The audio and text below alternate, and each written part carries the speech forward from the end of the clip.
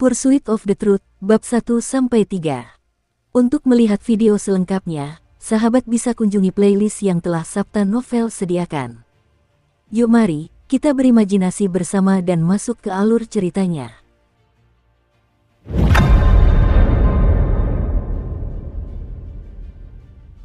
Kala. Tak seorang pun bisa menjelaskan suara apa itu. Seolah-olah itu adalah suara yang mampu menembus tubuh dan menusuk jiwa, memaksa tubuh menggigil kedinginan akibat badai salju malam itu.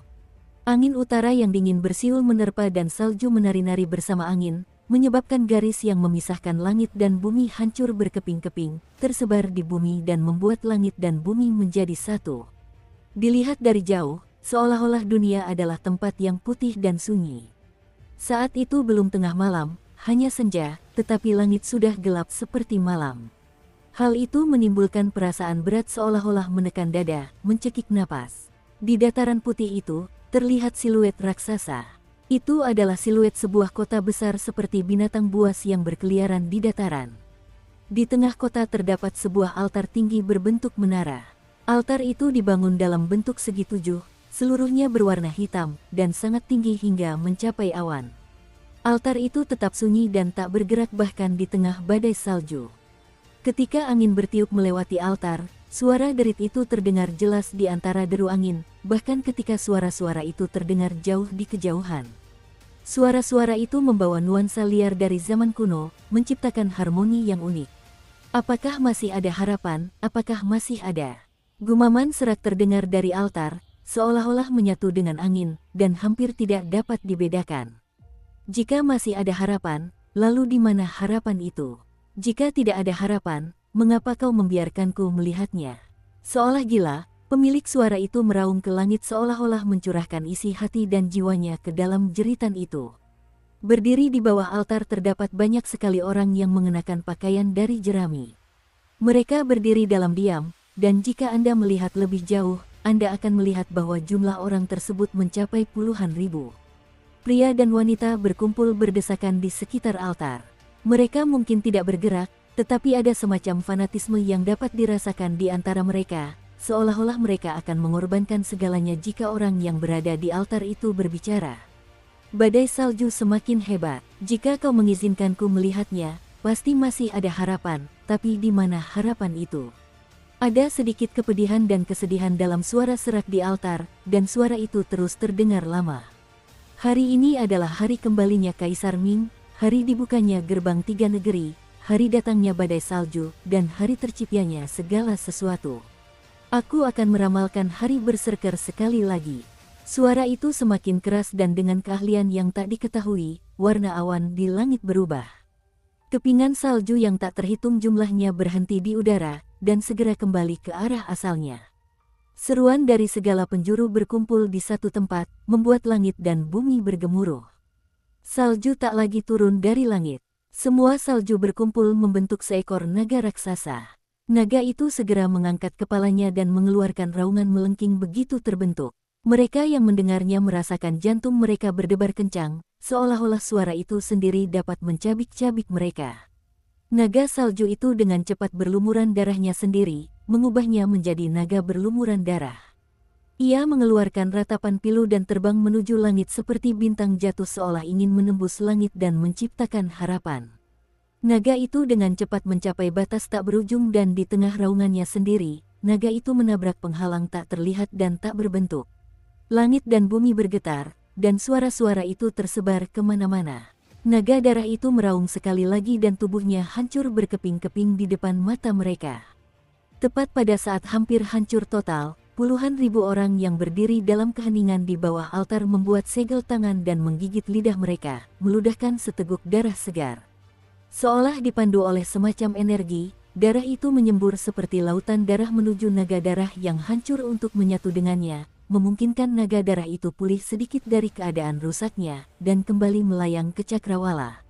Mereka semua menyaksikan naga darah itu terbang semakin tinggi, tetapi pada saat itu juga, naga darah itu gemetar dan mengeluarkan raungan yang terdengar hingga puluhan ribu mil jauhnya, tak mampu lagi menghentikan tubuhnya dari hancur berkeping-keping. Ia berubah menjadi kepingan salju berdarah yang tak terhitung jumlahnya dan jatuh ke bawah, menciptakan alam merah di dataran. Namun tepat pada saat naga darah itu hancur berkeping-keping, ia berbicara dengan suara yang sama sekali berbeda dari raungannya. Kematian, kematian. Di atas altar terdapat seorang lelaki tua berjubah ungu yang duduk bersila di tengah. Wajah lelaki tua itu dipenuhi kerutan dan bintik-bintik coklat. Sambil bergumam, ia membuka matanya tetapi tatapannya kosong, pertanda jelas bahwa ia buta. Di hadapannya terbentang tulang belakang utuh yang memancarkan cahaya putih yang menyeramkan. Di tangan kanannya terdapat lempengan batu, yang dipegangnya di atas ruas tulang belakang yang ke-13. Dengan tatapan kosong, ia menatap langit dalam diam. Setelah sekian lama, ia menghela napas panjang. Sampaikan kepada Raja Yu, aku sudah berusaha sebaik mungkin. Sembari berbicara, tangan kanannya kembali bergerak di atas tulang belakang yang aneh itu. Ia menggosok tulang belakang hewan itu dengan lempengan batu, menciptakan suara berderak yang terdengar hingga kejauhan. Ia tampak putus asa, dan bersamaan dengan suara-suara itu, orang juga dapat merasakan kesepian dan kelemahan yang menyedihkan darinya. Sebagai peramal istana dinasti Yu Agung, kau tidak dapat melihat dunia yang kulihat. Kamu tidak bisa melihat harapan. Pegunungan ini membentuk rangkaian yang tampak membentang tak berujung di bumi, menyerupai punggung naga yang sedang berbaring. Deretan pegunungan itu menutupi dataran luas. Terdapat banyak jenis tumbuhan di pegunungan dan di dalamnya, bahkan lebih banyak lagi suara burung serta binatang buas. Terdapat 5 tonjolan tinggi yang membentuk 5 puncak gunung. Bentuknya seperti tangan manusia yang terangkat dengan jari-jari menunjuk ke langit, seolah ingin meraih langit. Di tengah salah satu puncak terdapat sebuah batu besar yang berlubang, dan seorang pemuda bersembunyi di bawah naungannya. Di sampingnya terdapat keranjang anyaman berisi tanaman obat yang menyelimuti area tersebut dengan aroma yang menyenangkan dan menyehatkan. Pemuda itu berwajah tampan, tetapi tubuhnya agak kurus, sehingga sekilas tampak rapuh. Ia mengenakan kemeja yang terbuat dari kulit binatang dan di lehernya ia mengenakan taring putih berbentuk bulan sabit. Rambutnya yang acak-acakan diikat dengan seutas jerami. Dia duduk di sana dengan gulungan yang terbuat dari puluhan kulit binatang di tangannya. Dia membacanya dengan penuh semangat dan sesekali menggelengkan kepalanya tanda tidak setuju dengan kata-kata yang tertulis di gulungan itu. Sejak penciptaan dunia dan manusia, suku berserker telah ada dan masih ada hingga saat ini. Orang-orang yang memiliki kekuatan berserker dikenal sebagai berserker. Mereka dapat terbang di langit, memindahkan gunung, dan mengubah pasang surut di laut. Mereka yang memiliki tanda berserker dapat membaca masa depan dan memperoleh kekuatan matahari, bulan, dan bintang. Saat pemuda itu membaca ini, dia menghela napas. Namun tanpa tubuh berserker, mustahil untuk menjadi praktisi seni berserker. Suming, sudah takdirmu bahwa kau hanya bisa memetik ramuan dan menjadi tabib biasa di suku. Menjadi praktisi yang mempraktikkan jalan berserker adalah mimpi yang mustahil bagimu. Pemuda itu mengejek dirinya sendiri dan meletakkan gulungan itu. Kemudian dia menatap ke kejauhan dan membiarkan pikirannya mengembara. Dia telah membaca gulungan itu berkali-kali. Dia mungkin tidak bisa menghafal isinya dari belakang, tetapi dia tetap mengenalnya seperti telapak tangannya sendiri. Langit itu bulat dan bumi itu datar seolah tak berujung, tak memiliki batas. Saat Suming membacakan teks itu dengan gumaman lembut, ia mulai membayangkan dunia yang digambarkan dalam gulungan itu. Perlahan, langit menjadi gelap, dan awan gelap mulai terbentuk di langit. Angin di sekitarnya juga membuat udara menjadi lebih lembab. Saat bertiup melewati pepohonan dan dedaunan, angin tersebut menciptakan suara gemerisik. Ketika Suming melihat awan gelap di langit, dia terdiam sejenak. Ramalan tetua menjadi kenyataan. Air liur naga kegelapan benar-benar dapat ditemukan hari ini. Mata Suming berbinar dan dia berdiri dengan cepat, mengumpulkan gulungan itu ke dadanya. Dia meraih keranjang dengan tangan kirinya dan menyandangnya di punggung. Kemudian, dengan gerakan lincah, dia meraih tali dan mendaki menuju puncak gunung. Tubuh pemuda yang lemah itu melesat maju dengan kekuatan yang luar biasa. Ia bergerak seperti kera. Hanya dengan beberapa lompatan, ia sudah berhasil menempuh jarak puluhan meter. Awan gelap di langit datang seperti gelombang dan meraung saat mendekat. Seolah-olah murka para dewa telah diturunkan ke pegunungan. Awan gelap menutupi langit sepenuhnya seolah-olah menghubungkan langit dan bumi. Mereka menyelimuti daratan dalam kegelapan dan awan-awan itu mendekati pegunungan dengan cepat. Su Ming mendaki lebih cepat lagi. Tepat ketika awan gelap menyebar di atas pegunungan, dia mencapai tempat beberapa puluh kaki dari puncak gunung. Sebuah batu berbentuk aneh ada di sana. Namun, meskipun tampak aneh, batu itu masih terlihat seperti terbentuk secara alami. Bagian tengah batu itu berongga dan ada banyak lubang seukuran kepalan tangan yang tersebar di bagian permukaan lainnya. Seolah-olah Raja Ular Piton telah menancapkan dirinya di pegunungan itu. Di bawah batu misterius itu terdapat sebuah batu yang berbentuk seperti taring yang tampak menakutkan. Anehnya, batu itu merupakan tonjolan gunung, sehingga tampak seperti menggantung di udara. Sangat sulit untuk memanjat batu itu kecuali seseorang bisa terbang. Su Ming memegang tali di tangan kirinya, dan dengan tangan kanannya ia mengambil botol kecil dari keranjang. Ia menggigitnya dan perlahan-lahan bergerak maju ke arah yang berlawanan dari batu misterius berbentuk taring itu. Ia bergerak hingga tali yang dipegangnya begitu tegang sehingga condong ke arahnya, lalu meraih dinding gunung dan menempelkan tubuhnya ke dinding tersebut. Ia mengangkat kepalanya ke langit dan memandang awan gelap di angkasa. Matanya bersinar dan tubuhnya tetap tenang. Setelah beberapa saat, awan menutupi langit sepenuhnya dan guntur bergemuruh. Suaranya begitu dahsyat hingga ia merasa hampir tuli. Angin mulai bertiup tanpa ampun, seolah-olah mencoba menerbangkan pegunungan dari tanah. Buku jari Su Ming sudah memutih karena berpegangan pada gunung di tengah badai, tetapi ia tetap tak bergerak. Kekuatan terpancar dari matanya saat ia terus menatap langit. Topan itu semakin kuat, tumbuhan di pegunungan bergoyang tak berdaya diterpa angin. Suara anginnya mirip dengan raungan binatang buas yang besar. Banyak ranting patah dan daun kering beterbangan di udara, membuat seluruh tempat dipenuhi ranting dan daun yang menari-nari liar di udara. Beberapa cabang yang lebih besar dan bahkan hewan-hewan kecil terangkat oleh topan dan kemudian terlempar jauh. Jeritan kesakitan mereka diredam oleh suara angin. Su Ming tidak akan bertahan lebih lama lagi di tengah topan itu. Langit sepenuhnya tertutup awan gelap. Diiringi suara guntur, tetesan hujan besar turun dari langit. Pada saat itu, seolah-olah dunia diselimuti tirai air raksasa. Hujan terus berlanjut dan semakin deras setiap saat, tetapi Su Ming memegang erat tali yang basah kuyup dan menempelkan tubuhnya dengan kuat ke dinding gunung. Dia tidak melakukan apapun untuk menghindari basah kuyup oleh hujan dan tetap diam seperti biasa. Matanya tertuju pada batu misterius di atas batu berbentuk taring itu. Waktu yang tidak diketahui berlalu dan hujan terus semakin deras. Dunia diselimuti hujan dan kabut. Di bawah guyuran hujan, batu berbentuk taring yang ditatap Su Ming mulai mengeluarkan cairan hitam.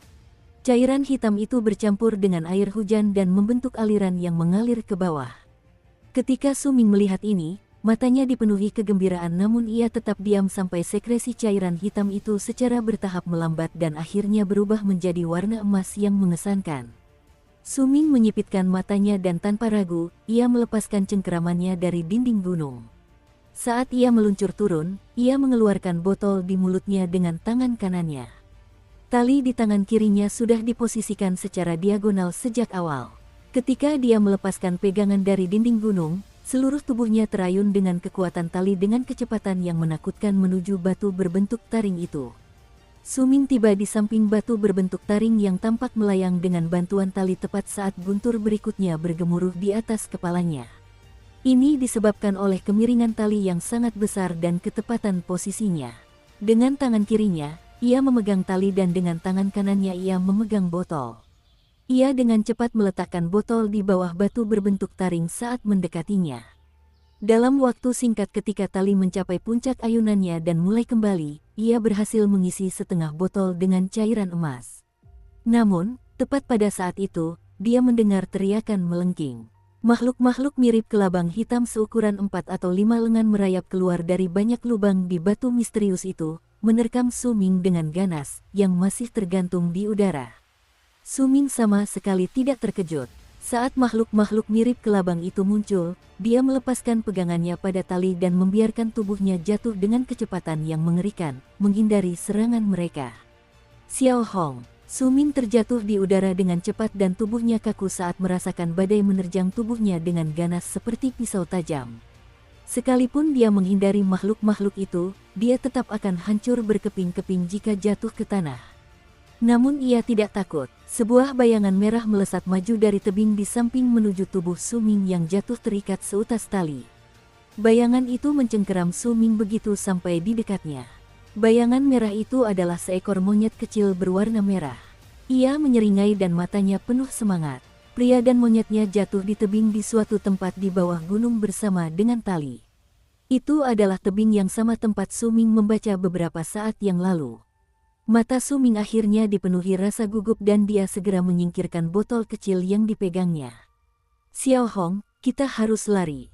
Aku terlalu banyak meminum air liur naga hitam kali ini. Hah, apa itu di tanganmu? Saat Su Ming berbicara, dia melihat sepotong kecil batu hitam di cakar monyet itu. Tatapan monyet itu langsung menjadi tajam dan ia menyembunyikan cakarnya di belakang punggungnya, mendesis ke arah Su Ming. Su Ming tidak mempedulikannya dan segera berjalan beberapa langkah ke depan sebelum melompat dan meraih seutas tali. Ia jatuh dengan cepat bersama monyet itu. Di belakang mereka, suara melengking memenuhi langit dan makhluk-makhluk hitam mirip kelabang itu mengejar sambil meluncur menuruni dinding gunung. Mereka seperti garis-garis hitam yang tak terhitung jumlahnya yang jatuh menuruni dinding tanpa henti mengejar duo tersebut. Monyet kecil berwarna merah itu mendesis ke arah Su Ming dan terus bergerak di tubuhnya. Sesekali, ia akan menoleh ke belakang untuk melihat makhluk-makhluk mirip kelabang yang mengejarnya, dengan tatapan penuh teror dan amarah. Dukung terus channel YouTube Sabta Novel. Ini bukan kali pertama kita kabur. Naga kegelapan itu toh tidak akan turun gunung, jadi berhentilah berpura-pura. Aturannya sama, aku akan memberimu setengah dari air liur naga kegelapan. Meskipun Su Ming melarikan diri dengan kecepatan yang mengesankan, ada nada malas dalam suaranya. Begitu dia berbicara, monyet itu langsung tersenyum, menunjukkan dengan jelas bahwa itu hanya berpura-pura. Pria dan monyet itu sudah mengenal pegunungan tersebut. Entah mengapa, naga kegelapan tidak akan pergi ke tempat-tempat tertentu, melainkan lebih memilih untuk melewatinya. Oleh karena itu, meskipun Su Ming dan monyetnya tidak secepat naga kegelapan, mereka terkadang memilih untuk melompat ke bawah dan berpegangan pada tali yang ada di jalan. Setelah melakukannya beberapa kali, mereka berhasil melarikan diri dari puncak gunung dan menghilang ke dalam hutan. Seperti yang diperkirakan, naga kegelapan tidak berani keluar dari pegunungan. Setelah beberapa kali berteriak marah, mereka kembali ke puncak gunung dengan enggan. Awan gelap itu pergi secepat kemunculannya. Setelah beberapa jam, pegunungan kembali normal saat awan gelap itu pergi dan bergerak lebih jauh ke bawah. Su Ming dan monyet itu berjalan menuju perbatasan hutan. Saat itu, hari sudah malam.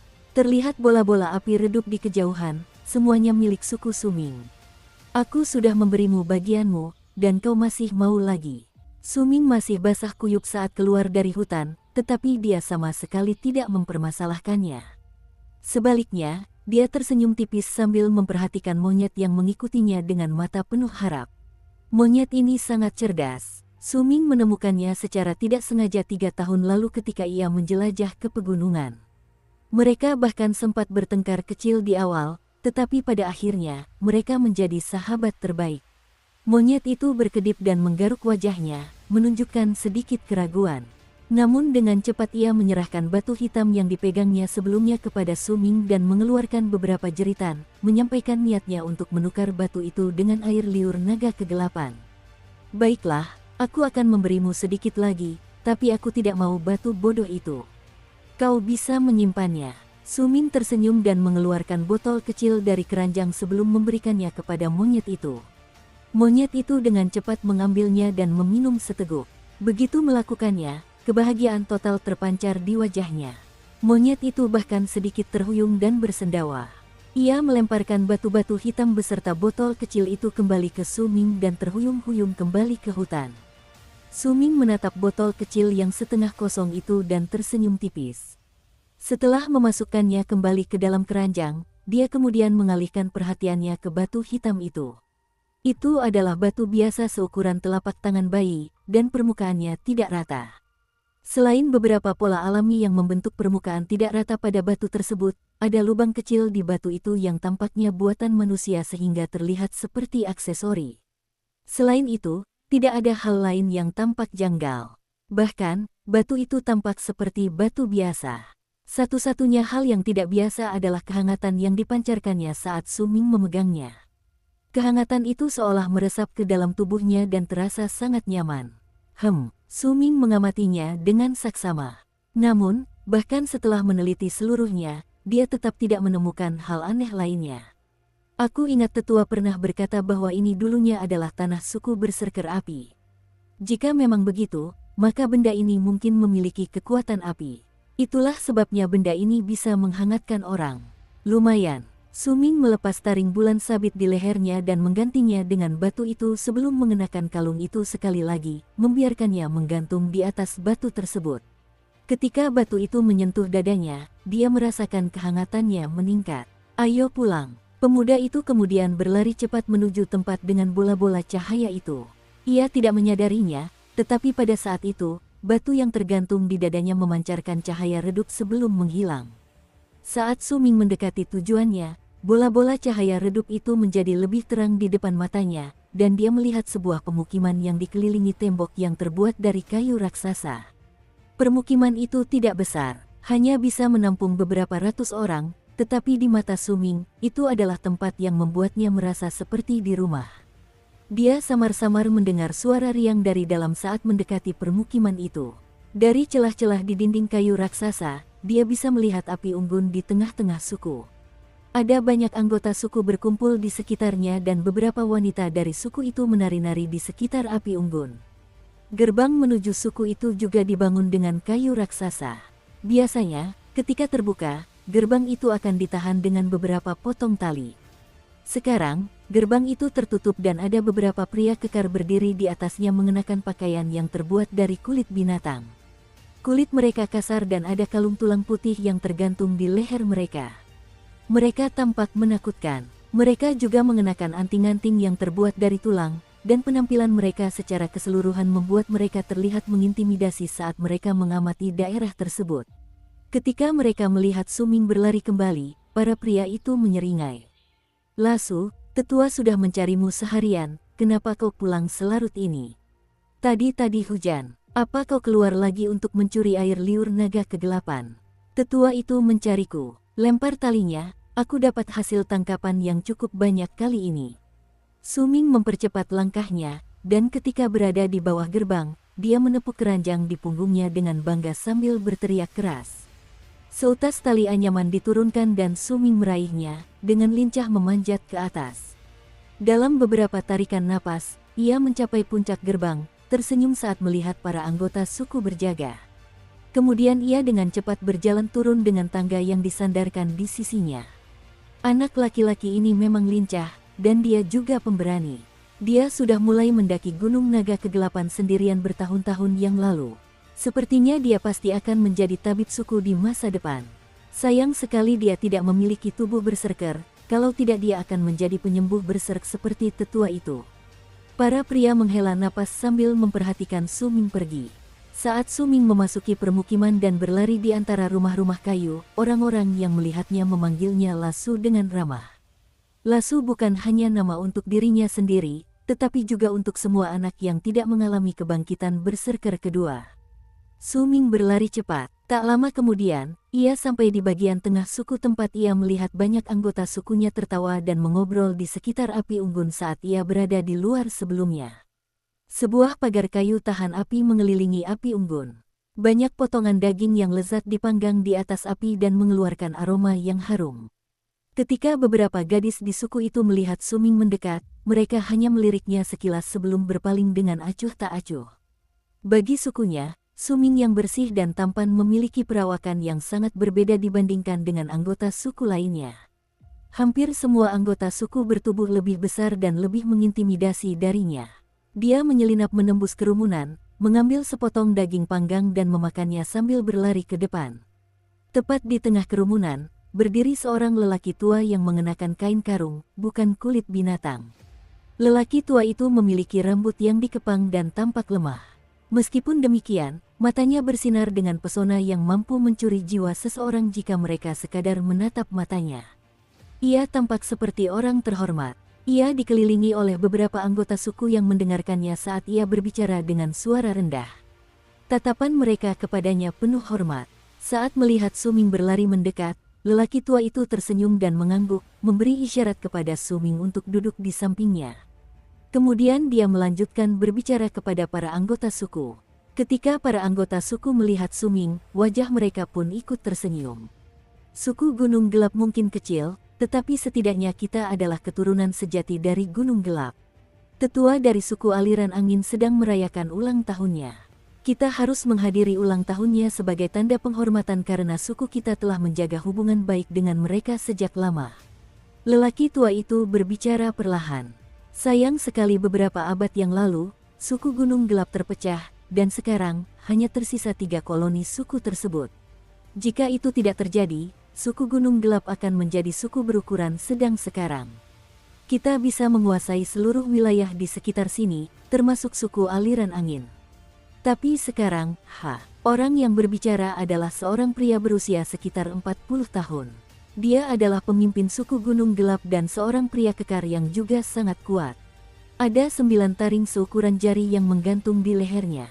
Terdapat sebuah tanda di wajahnya yang hampir tidak terlihat, yang membuatnya tampak semakin menakutkan, seperti roh jahat. Tanda itu tidak jelas, dan tampak tidak lengkap. Saat Suming menatap tanda itu, matanya dipenuhi kekaguman. Dari gulungan kulit binatang buas, Suming tahu bahwa ini adalah tanda berserker yang belum sepenuhnya terbentuk. Tidak ada seorang pun di suku itu yang memiliki kemampuan untuk sepenuhnya mewujudkan tanda berserker dan mengeluarkan kekuatan sejatinya. Bahkan sesepuhnya pun baru berada di tingkat ke-9 alam pemadatan darah. Namun demikian, hal ini telah menjadikan sesepuhnya salah satu berserker terkuat di antara suku-suku di sekitar Gunung Kegelapan. Satu-satunya suku lain yang dapat dibandingkan adalah suku Gunung Hitam dan suku Naga Kegelapan, yang dulunya berasal dari suku Gunung Kegelapan asli tetapi kemudian berpisah. Tidak ada gunanya menyebutkan apa yang telah terjadi di masa lalu. Tanpa seorang berserker kuat yang telah melampaui keterbatasan fisiknya, tidak mungkin kita bisa menjadi suku berukuran sedang. Penyebab perpecahan suku Gunung Kegelapan asli adalah karena kematian para leluhur di suku Gunung Kegelapan asli yang telah transenden. Meskipun aku sudah berlatih sekuat tenaga, aku masih belum bisa menembus tingkat ke-9 pengerasan darah dan mencapai tingkat ke-10, apalagi tingkat ke-11, yang dikenal sebagai tingkat tertinggi. Aku tidak bisa menggambar tanda berserker yang sepenuhnya terwujud dan karena itu, tidak bisa melampaui. Pria tua berkain karung itu menghela napas dan berbicara perlahan. Tidak apa-apa, kau bisa pergi sekarang. Siapkan hadiahnya, dan besok, San Hen, kau adalah pemimpin para pemburu di suku ini, jadi kau akan memimpin tim. Pria tua itu berdiri dan menatap seorang pria parubaya yang berdiri di samping pemimpin suku Gunung Gelap. Setelah itu, dia berbalik dan pergi. Pria parubaya itu tampak tenang. Ketika mendengar kata-kata itu, ia segera berdiri tegak dan menerima perintah tersebut. Suming segera mengikuti orang yang lebih tua darinya dan meninggalkan tempat pesta diadakan. Lelaki tua itu tidak berbicara di sepanjang jalan dan hanya berjalan maju dalam diam sampai sorak-sorai perlahan menghilang di belakangnya. Dia sampai di sebuah rumah yang terbuat dari kayu dan rumput. Kemudian dia masuk ke dalam. Rumah itu tidak besar dan interiornya sederhana. Begitu masuk ke dalam rumah, lelaki tua itu duduk bersila di sudut. Dia menatap Suming saat masuk. Kau pergi berburu air liur naga kegelapan lagi. Suming menghormati orang yang lebih tua darinya, yang telah merawatnya sejak ia kecil. Ia meletakkan keranjangnya di lantai dan mengeluarkan sebotol kecil, lalu menyerahkannya kepada lelaki tua itu. Dengan kelincahanmu, naga kegelapan tidak dapat melukaimu. Namun, sebaiknya kau jangan terlalu sering pergi ke sana, bagaimanapun, itu adalah wilayah suku Gunung Hitam dan suku Naga Kegelapan. Air liur naga kegelapan tidak berguna bagiku. Gunakanlah untuk meningkatkan kesehatanmu sendiri. Lelaki tua itu menatap Suming dengan ramah. Suming mengangguk dan menyimpan botol itu. Dia telah meminum cairan ini selama bertahun-tahun dan justru karena itulah dia bisa mendapatkan tubuh yang begitu lincah. Hal itu juga karena tetuanya telah meracik berbagai macam obat untuknya selama bertahun-tahun. Meskipun dia tidak memiliki kualitas untuk mendapatkan tubuh berserker, dia tetap lebih kuat daripada anggota sukunya pada umumnya. Masih ada 3 hari lagi sebelum tiba waktunya bagi kalian semua, kaum Lasu, untuk melakukan kebangkitan berserker. Kalian hampir berusia 16 tahun, kan? Kalian perlu menyembah Dewa Berserker, kata lelaki tua itu perlahan sambil menatap Suming. Patung Dewa Berserker di suku Gunung Kegelapan diwariskan dari suku Gunung Kegelapan asli di masa lalu. Mungkin bukan patung utama dan tidak dapat dibandingkan dengan patung-patung suku berukuran sedang, tetapi tetap sangat kuat dibandingkan dengan suku-suku di sekitar kita. Suming terdiam sejenak sebelum mengangguk. Jangan pergi selama beberapa hari ke depan. Beristirahatlah dan pergilah bersama mereka ke kebangkitan 3 hari kemudian, kata lelaki tua itu sambil perlahan menutup matanya. Suming berdiri sejenak lebih lama. Kemudian, dia mengambil keranjang itu dan pergi dengan tenang menuju sebuah rumah kayu yang tidak terlalu jauh rumahnya. Dia tidak akan pernah melupakan hari ketika dia mengelilingi patung Dewa Berserker bersama anak-anak lain dari sukunya untuk kebangkitan pertamanya. Mereka semua baru berusia 7 tahun saat itu. Para anggota suku Berserker menjalani 2 upacara inisiasi sepanjang hidup mereka, kebangkitan Berserker. Yang pertama adalah ketika mereka berusia 7 tahun, dan yang kedua ketika mereka berusia 16 tahun. Pada saat yang sama, tetua akan memilih mereka yang memiliki tubuh Berserker menggunakan kekuatan yang diberikan oleh patung Dewa Berserker. Suming menghela napas pelan saat dadanya terasa dipenuhi kepahitan. Dia ingin menjadi seorang berserker dan berlatih seni berserker. Adegan-adegan yang digambarkan dalam gulungan kulit binatang buas membuatnya memimpikannya sejak kecil, tetapi kenyataan pahit. Ketika dirinya yang berusia 7 tahun menyembah patung Dewa Berserker, dia diberitahu dengan sangat jelas bahwa dia tidak memiliki tubuh berserker dan tidak dapat berlatih seni berserker. Berserk adalah asal mula segala sesuatu di alam semesta. Hanya dengan menjadi seorang berserker seseorang dapat berdiri di atas orang lain dan menjadi benar-benar kuat. Dari gulungan itu, Suming sejak kecil sudah tahu bahwa ada banyak suku dengan berbagai ukuran di dunia. Di setiap suku, terdapat patung-patung Dewa Berserker yang berbeda. Itu adalah jiwa suku dan kunci bagi keturunan mereka untuk menjadi satu dengan Berserk. Mereka perlu mencapai kesepahaman dengan patung Dewa Berserker. Jika mereka merasakan patung itu merespons, maka mereka akan dapat memperoleh hak untuk mewarisi keterampilan untuk berlatih seni berserker. Tidak perlu ada yang mengajari mereka. Mereka bisa berlatih sendiri. Namun, jika mereka gagal pada usia 7 dan 16 tahun, itu berarti mereka tidak dapat berubah seumur hidup mereka. Suming bergumul dalam hatinya. Ketika dia tidak dapat melihat kemungkinan hasil dari hal ini, dia menantikannya. Namun, ketika hanya tersisa 3 hari untuk pencerahan terakhirnya, dia menjadi takut. Kali ini, akankah mungkin? Suming diam-diam kembali ke rumahnya dan duduk, membiarkan pikirannya mengembara.